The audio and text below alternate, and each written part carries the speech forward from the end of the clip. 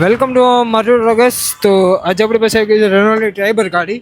આમાં આપણે complete CNG run કરી દીધું છે. તો આમાં આપણે દેખાડું કઈ કીટ આપણે ઇન્સ્ટોલ કરેલી છે. તો આમાં આપણે જાવલીની સિક્વન્શિયલ કીટ ઇન્સ્ટોલ કરેલી છે. આ જાવલીનું રેડિયસર રહેવાનું છે. ઉપર સોલર નેટ વાલ છે અને પ્રેશર મીટર આપણે નીચે રાખેલું છે, એકદમ નીચે રાખેલું છે. અને આપણે ઇન્જેક્ટર રેલ અહીંયા ઇન્સ્ટોલ કરેલી છે.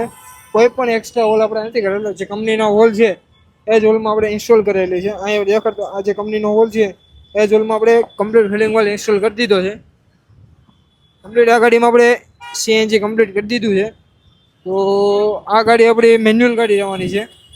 તો જે કંપની ફેક્ટરીમાં જે ફિટિંગ આપે સીએનજી એ જ રીતે આપણે ઇન્સ્ટોલ કરેલી છે. ને આ ગાડી આપણી મેન્યુઅલ ગાડી રહેવાની છે. અને આ 1499 કિલોમીટર જ ચાલેલી ગાડી છે. નવી ગાડીમાં સીએનજી પોસિબલ ન થાય. એ કોણ કે આપણે મારુતિ ગેસમાં 1499 કિલોમીટર ગાડી હાલેલી છે. એમાં સીએનજી કમ્પ્લીટ આપણે ઇન્સ્ટોલ કરી દીધું છે.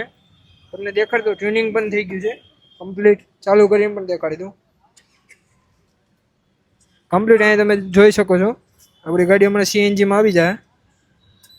ગાડી આપણી સીએનજીમાં આવી ગઈ છે કમ્પ્લીટ. અત્યારે સીએનજીમાં રન થઈ ગઈ છે ગાડી અને કમ્પ્લીટ તમે જોઈ શકો છો. અને પાછળ બૂટ સ્પેસની વાત કરી દઉં, રેનો ટ્રાઈબરમાં બૂટ સ્પેસ કેટલી વાપરવા મળે તો ચાલો પાછળ.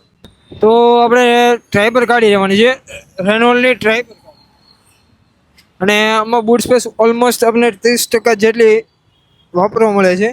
અને 7 સીટર ગાડી છે. જુઓ તમે, 7 સીટર ગાડી છે અને આપણે ઓલમોસ્ટ 30% જેટલી બૂટ સ્પેસ વાપરવા મળે. 12 kgનો ટેન્ક આપણે કમ્પ્લીટ ઇન્સ્ટોલ કરી દીધો કેનવાસ બેલ સાથે. આપણો ટેન્ક રહેવાનો છે. અને સ્પેર વ્હીલ આપણે નીચેની બાજુ આવે, ટ્રાઈબરમાં નીચેની સાઈડ આવે સ્પેર વ્હીલ. અને 12 kgનો ટેન્ક ઇન્સ્ટોલ કરી દીધો. તો તમારી પાસે પણ રેનોલ્ડની કોઈ પણ ગાડી હોય, ટ્રાઈબર હોય કે કોઈ પણ ગાડી હોય અને સીએનજી ઇન્સ્ટોલ કરવા માંગતા હોય તો અવશ્ય મુલાકાત લો મારું ગેસ. અને આ વિડીયો પસંદ આવે તો અમારી ચેનલને લાઇક, શેર, સબસ્ક્રાઈબ જરૂરથી કરજો. મળીએ નવા વિડીયોમાં નવી ગાડી સાથે.